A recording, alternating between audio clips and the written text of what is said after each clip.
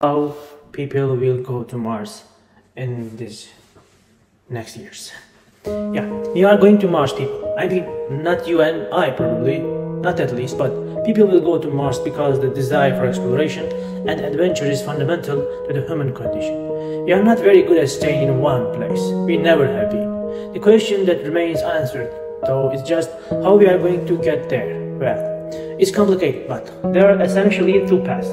That we can follow the old school method, that's NASA, or the new school, which is SpaceX. Each option brings a lot to the table, and more than likely we are going to need all of the help that we can get, because this journey is going to be epic. The first step in the progress of reaching Mars is a big one. We have to establish an advanced and permanent presence on the moon. It might not seem like a big difference, but going from the moon to Mars will be a lot easier than going from Earth to Mars directly.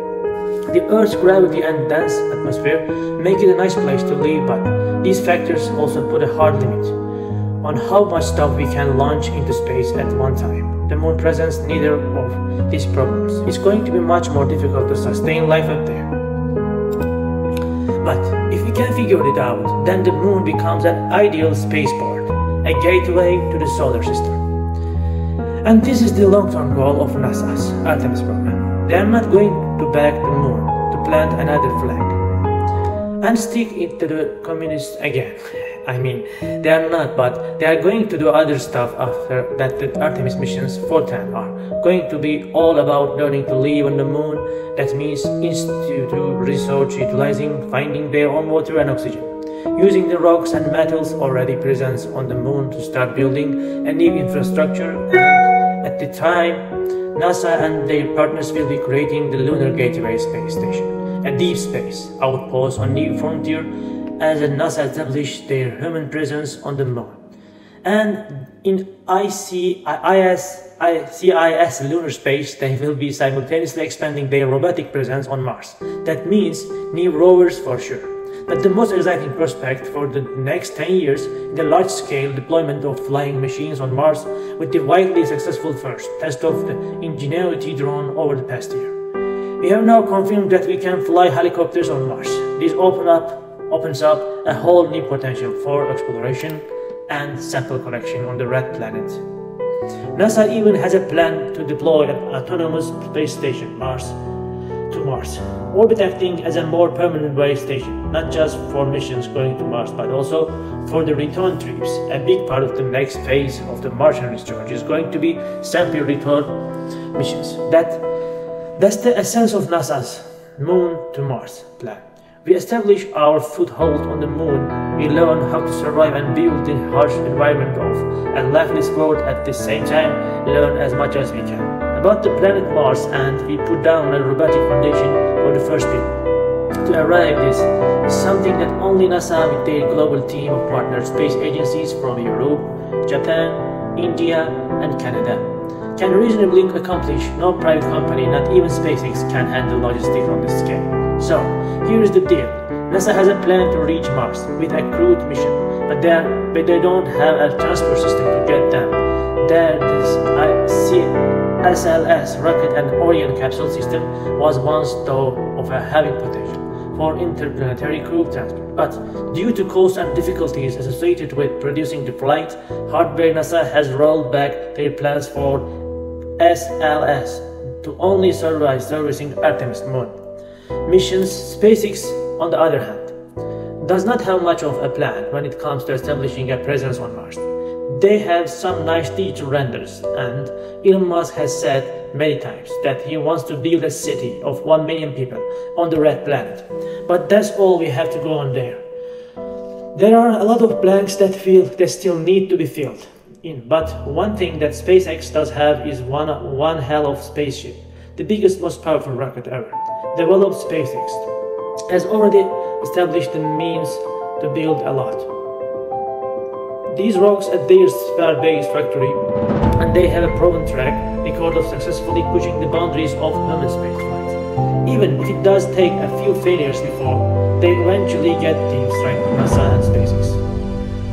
NASA and SpaceX have always worked closely together. SpaceX is currently the only method for American astronauts to reach low Earth orbit from American soil, and if everything goes smoothly in the next few years, then the Artemis program should represent a massive step forward in the relationship between SpaceX and NASA, with astronauts using the Starship as their primary vehicle to land at the moon. So, assuming that everything goes according to plan, we are expecting that the first human mission to Mars will require the best of both NASA and SpaceX to accomplish and here. Here's how it's going to go down sometimes. Sometimes the smallest change makes the biggest impact on trade. And trade coffee, for example, is a great addition to your New Year routine. Choosing the right coffee can be an overwhelming experience. I started every day by making a pot of coffee at home, but for the longest time I didn't love the coffee. I was drinking because I didn't know how to buy the right beans for my kids. And I ended up with the same boring cup day in and day out. Everything changed though when I started using trade coffee. Like Stan, to bring some excitement back to my morning routine. Simply, good trade helps you make better. As Home is a coffee subscription service that allows you to experience created for you. Coffee delivered to your door, when and how you want it. The best part is that you don't have to be an expert to find the perfect coffee every time. Thread maps your specific preferences to hundreds of different coffee flavor profiles. Their technology pairs you with the best coffees. Using art and science, marrying industry expertise and machine learning, I have been loving Space Gated by automatic coffee roasters. It's great for cold brew, which is my favorite way to drink coffee, and I love the unique flavor profile of clementine, nugget, and burnt sugar. You never have to worry about running out of the coffee again, because Trade roasts your coffee to order and delivers in exactly when you need it. Experience Trade for yourself by signing up with our link below. You will even get a free bag of roasted to order coffee with select subscription. Plans before people even arrive on Mars. There will be at least one more supply drops to make sure that everything these astronauts will need to survive, and then return home is already there and waiting for them. This is scheduled to begin on Artemis 10. In addition to a lunar surface landing, this mission is slated to deliver a payload called Mars Cargo Stage 1 to lunar orbit. Artemis 11 is the same deal. There will be a lunar surface mission, and the deployment of the Mars Cargo Stage 2 NASA has a specified what these Mars cargo vehicles are going to look like, but I think we can go ahead and imagine them as a pair of fully loaded starships that have been equipped for a Mars landing, the pre-deployment. For the return trip, it will contain a power source for the crew to operate on Mars and mobility equipment for surface.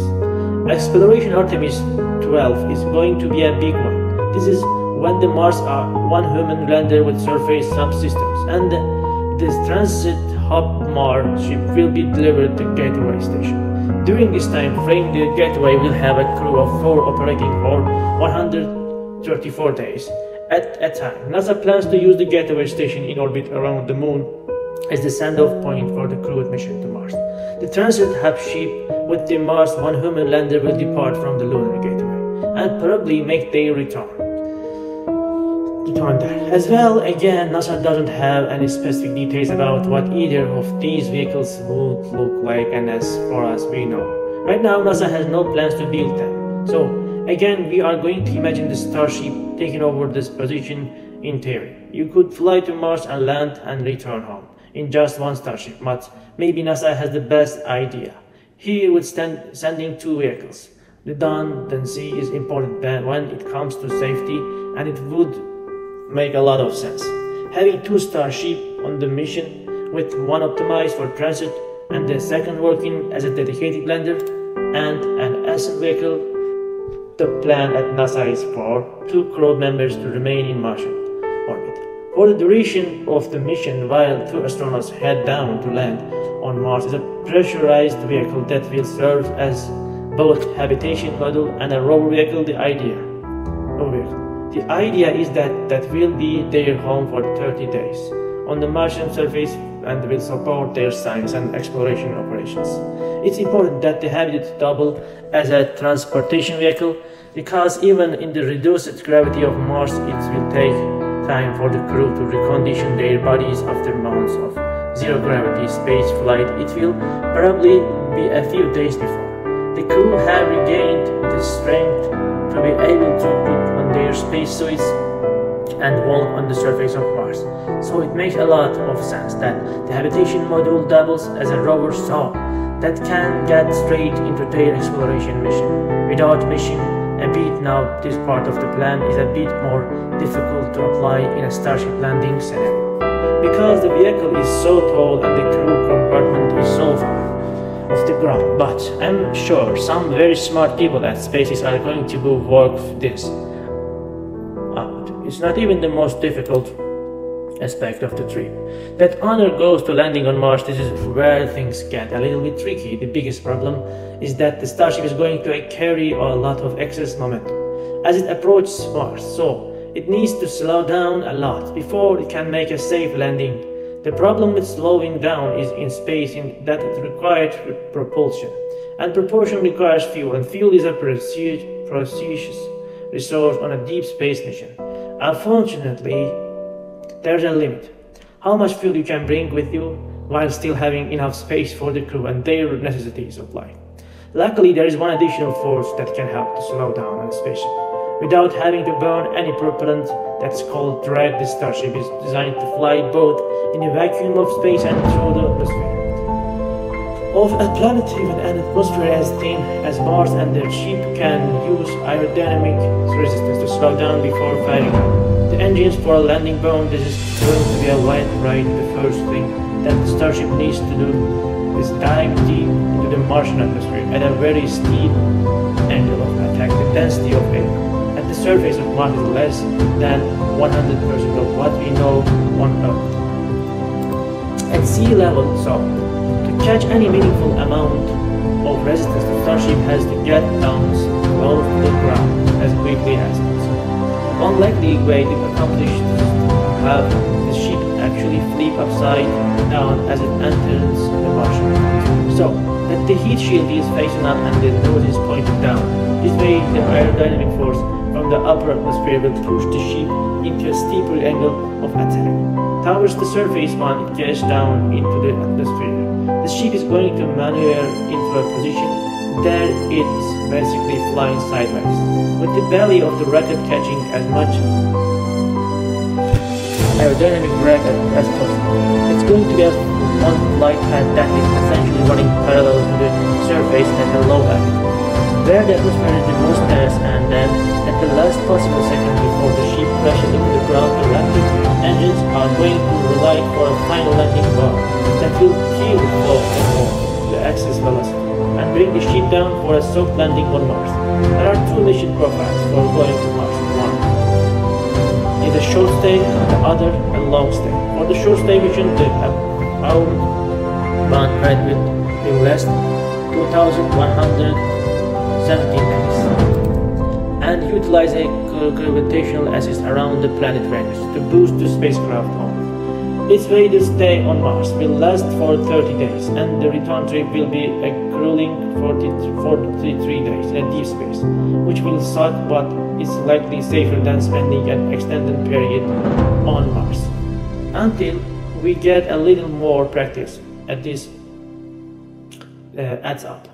A total mission during of 650 days. Reminder that the short mission for the long stay mission, the outbound period will be 210 days on a direct course from Earth to Mars. No gravitational boost required to stay on Mars. In this scenario will be 469 days, and then the return window is shortened to 210 days because that will be taking advantage of an ideal transfer window. So this is a significantly longer mission and will require a lot more planning and pre-deployment. Now it's also important to keep in mind that this plan is based on technology that we have available right now, but NASA is working on a next generation propulsion system that will make the transit to Mars and back again significantly faster and easier. Both NASA and DARPA, the Defense Advanced Research Projects Agency, are set to perform a scientific fusion dance that will result in the first even human spacecraft to be powered by a nuclear thermal rocket engine. The NASA-DARPA partnership has been named the demonstration rocket for Agile CIC. That's a lunar operation which has mercifully been shortened to Draco. Compared to the performance of chemical rocket engine used in a vacuum of space, a nuclear thermal rocket should provide somewhere between 3 and 5 times greater efficiency and going to be translated to a spaceship that can travel faster, carry more payload, travel further distance and maneuver through space much more quickly and easily than any vehicle we have used to date in practice. That can mean reducing the transit time for a crewed mission. For a crewed mission to Mars from as long as 8 months to as little as 45 days, the longer and crew spends in transit, the greater the risky they will face, including but not limited to the potentially deadly cosmic radiation. Likewise, the longer a crew has to live in the vehicle, the more supplies, like food and water, they will need to bring with them. And when we are talking about space flight, every single ounce of mass that you carry with you is important to track with respect to come online in a relatively short time frame, less than 5 years from now. So that would imply that these agencies are pretty confident that they have figured this out, and that means that it is pretty likely that the nuclear engine will be ready to go in time for the first crewed Mars machine, assuming that at least 10 years away.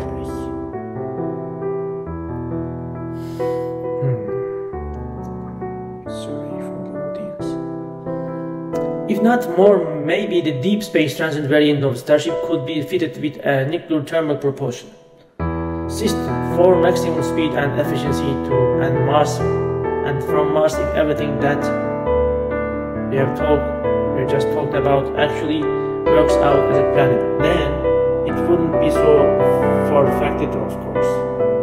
Anyone who follows the spaceflight industry knows that nothing ever happens on time, and every project will always be behind schedule. But it's much more fun and satisfying to think about these things through the lens of eternal optimism. Beings have a long track record of accomplishing anything that we put our minds to with sheer will and determination.